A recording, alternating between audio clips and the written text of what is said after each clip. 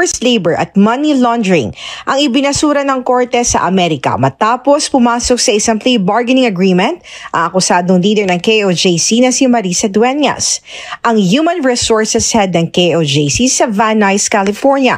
Sa isang eksklusibong panayam kay Attorney Elvis Balayan, sa ngalan ng mga abogado ni Dueñas at isa sa mga abogado ni Pastor Apollo Siquibuloy, maituturing na isang legal victory ang nasabing kasunduan.